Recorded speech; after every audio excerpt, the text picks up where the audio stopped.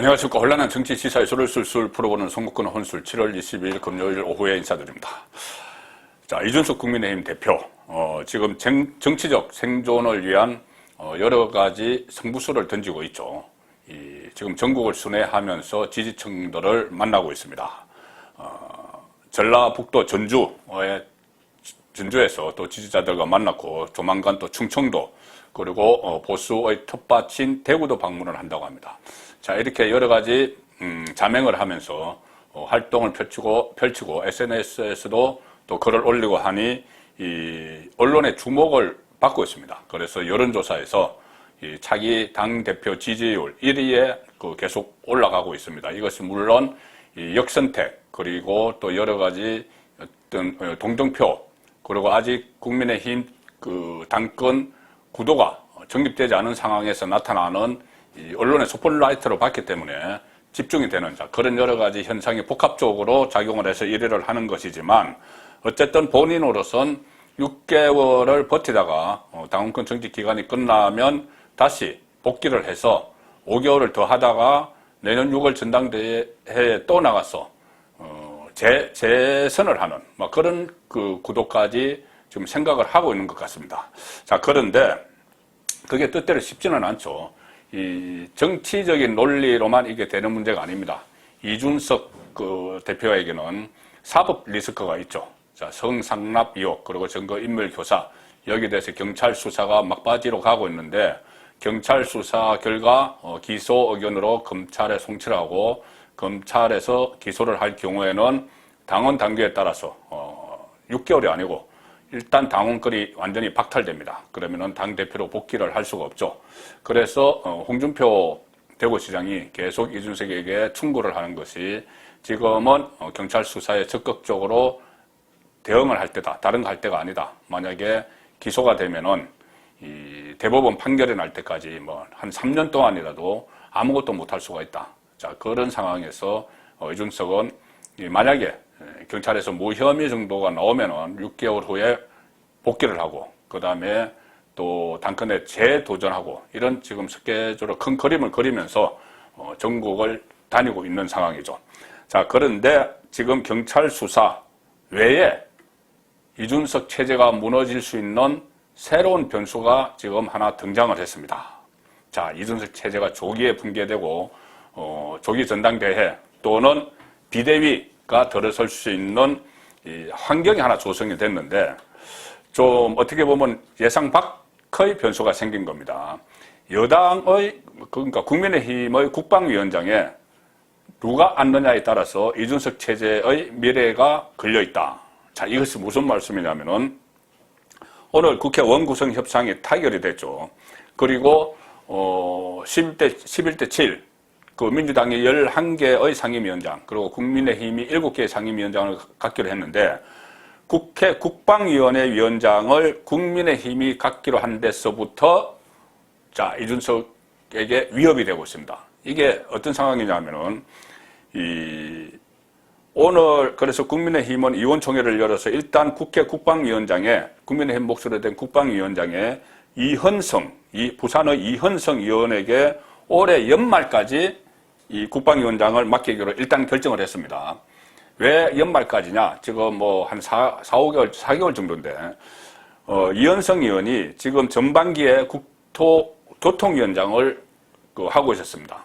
근데 전반기에도 원구성이 막 늦어지면서 처음에 민주당이 싹쓸이를 해버렸죠. 그래서 국민의힘은 상임위원장이 없었습니다. 근데 나중에 다시 협상이 타결이 돼서 국토교통위원장을 맡았는데 1년도 채우지를 못했죠. 보통 하면 2년을 하는데. 그래서 이현성 위원장을 배려를 해서 그러면 연말까지 일단 국방위로 가서 상임위원장을 하도록 배려를 한 겁니다.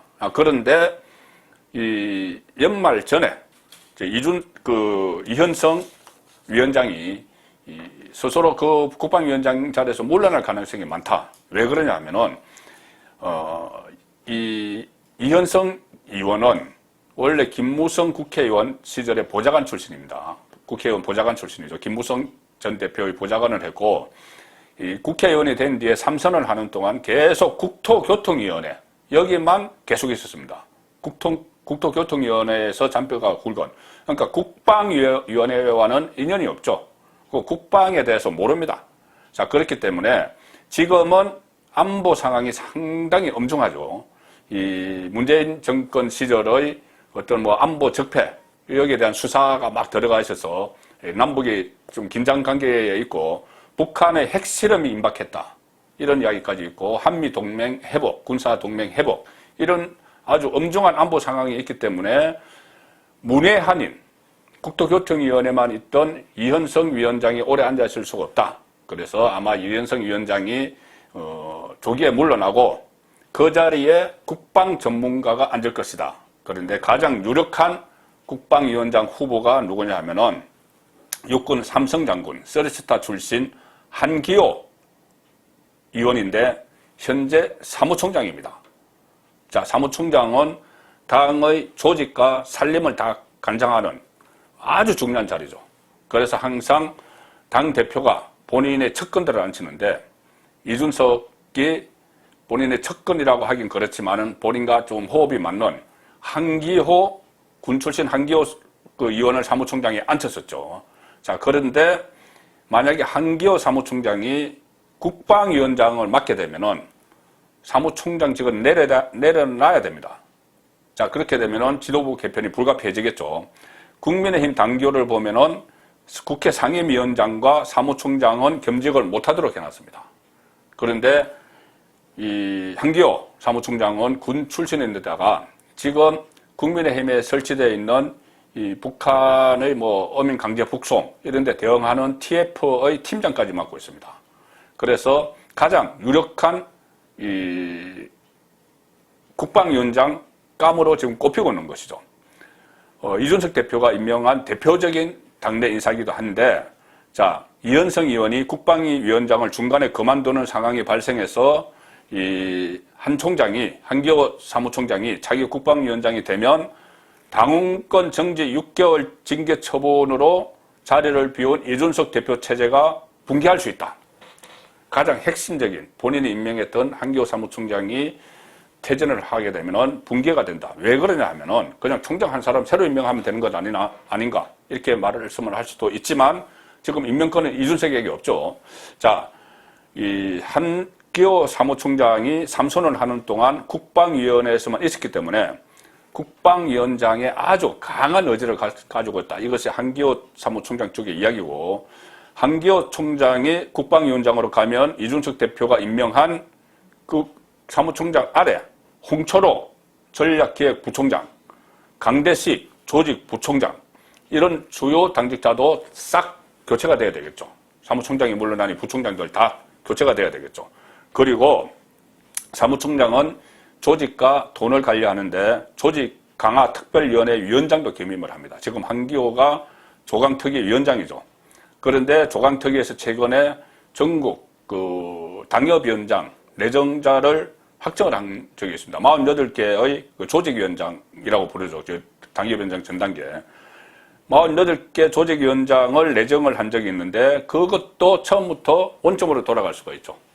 자, 이렇게 되면은 결국은 붕괴가 되는데, 만약에 후속 사무총장, 또 전략기획부총장, 조직부총장 다 임명을 하려면은 이 권성동 직무대행이 할 수는 있겠죠. 그런데 권성동 직무대행이 지금 인사를 하면은 6개월 후에는 이준석 대표가 들어오기 때문에 지금 이 상태로 그냥 간다면은 아무 뭐 경찰 이 수사 일단 생각 안 하고 간다면은, 아니면은 경찰 수사에서 무혐의가 나면은 바로 들어올 수도 있겠죠. 그렇게 되면은 이 한시적이기 때문에 권성동이 임명할 수가 없는 것 아니냐. 자, 이런 논란이 일어나고 있습니다. 그렇다면은 이참에 이 조기 전당대회를 하거나 아니면은 비대위를 구성을 해서 일단 그 지도부를 정상화시켜야 된다. 자, 이런 이야기가 나오기 시작을 하는 것이죠. 그러니까 이준석 체제가 지금 전혀 예상하지 못한 곳에서부터 와해가 돼서 지금 안철수 의원 같은 경우도 직무대행 체제에 힘을 실어줬지만은 자기 당권을 노리는 김기현 전 원내대표 같은 경우는 조기 전당대회를 주장을 하고 있죠. 그리고 윤석열 대통령의 핵심 측근인 이 장제원 의원도 조기 전당대회를 주장을 하는 이런 상황입니다. 그렇기 때문에 이것을 빌미로 해서 그러면 권성동 직무대행 체제를 소집시키고 이 조기 전당대회를 열자 이런 주장이 나올 수가 있고, 또 가령 이 조혜진 의원 같은 경우, 그 중진 의원이죠. 조혜진 의원 같은 경우는 이 비대위 체제로 가자는 입장입니다. 자, 이 상황이기 때문에 전혀 엉뚱한 곳에서 이준석 체제가 조기에 무너질 수가 있고 새로운 체제가 들어설 수가 있는데, 저는 그 개인적으로 바람직하다고 생각하는 것은 일단 이 조기 전당대회를 열더라도 준비 기간이 상당히 필요하죠. 그런데 지금 이 권성동 그 직무대행으로는 저는 어렵다고 봅니다. 왜냐하면 권성동 직무대행이 최근에 여러 가지 미숙한 점을 노출을 하고 있죠. 사적 채용 논란과 관련해서도 국어 공무원 가지고 뭘 그러느냐 이런 식의 발언을 해서 상당히 이 윤석열 대통령을 오히려 공경에 빠뜨리게 하는, 자, 그런 문제. 또 하나는 그것은 당 직무대행으로서 발언을 했다고 봐야 되겠죠. 또 하나는 원내대표로서 협상력에서 지금 거의 그 자질을 발휘하지 못하고 있습니다. 오늘 53일 만에 박홍근 민주당 원내대표와 협상을 마무리했는데 53일 동안 허송세월을 한 것 치고는 건진 게 하나도 없습니다. 건진 게 전혀 없다. 실리는 오히려 민주당에 다 줬다. 이렇게 볼 수가 있습니다. 민주당이 가지고 간 상임위원장 자리가 산업통상자원위원회 같은 실질적으로 인기 상임위를 다 가져갔습니다. 국민의힘은 주로 국방위원회 같은 어쨌든 그 정부와 호흡을 맞춰야 되는 것은 가져왔지만은 실질적인 것은 민주당이 다 내줬죠. 그리고 또 사개특위 이름을 조금 바꿔서 형사사법체제 개편특위인가 그렇게 됐는데, 그런 것도 결국은 검수완박을 마무리하기 위한 특위인데 그것도 다 설치를 하게 됐고, 어쨌든 권성동이 혼자서 당대표 직무대행과 원내사령탑 역할을 하기에는 역부족이다. 이런 부분들이 드러났기 때문에 특히 지금은 윤석열 대통령이 상당히 어려움을 겪고 있는 상황이죠. 이 상황에서 권성동 걸출한 이렇게 능력이 없는데 당대표 자리, 원내대표 자리 이 두 가지를 맡겨서 1인 2역을 하면 안 된다. 이것은 차라리 강력한 비대위원장을 뽑아서 당대표 역할을 하게 하고, 권성동은 원내대표 임기가 있으니 내년 4월까지 임기가 있으니 그냥 분리를 해야 된다. 그래서 투톱 체제로 가야 된다. 그래서 그 대신 지금 비대위원장은 이 국정 초반의 위기를 탈출하는데 도움을 줄 수 있는 아주 강력한 카리스마가 있는 그런 비대위원장. 그래서 이 내부에서 어떻게 종기를 모아서 하든 외부에서 이 발탁을 하든 강력한 비대위원장이 들어서서, 지금은 보통 당의 비대위원회 그러면은 당 안의 비상대책을 논의를 하죠. 주로 선거에서 졌을 때 비대위가 구성이 돼서 당을 재건하고 하는데, 지금은 집권 여당이 어려움을 겪고 있기 때문에 당 안의 비상대책뿐이 아니라 정권 차원, 정권 전체, 윤석열 정권 전체의 비상대책을 마련하는 그런 비대위원장이 필요하다. 그리고 그 비대위원장이 그런 그 윤석열 정부의 성공을 돕는 역할을 하면서 동시에 전당대회를 준비를 해서 이 거리가 된 당 지도부를 새로 뽑는 그 전당대회 준비도 동시에 하고, 그 전당대회에서 새로운 지도부가 선출되면은 비대위는 해체하는, 자, 그런 식으로 가는 것이 최선의 방책이 아닌가 그렇게 봅니다. 특히 이준석 대표가 경찰 수사라는 변수 외에 새로운 변수를 맞아서 더 이런 시기에 그 지도부, 이준석 지도부가 지금은 사실상 와해되어 있지만은 실질적으로 무너지는, 자, 그런 상황이 곧 닥쳐올 것이기 때문에 앞으로 국민의힘 어떤 선택을 해야 될지 그 부분을 짚어봤습니다. 송국근의 혼술이었습니다.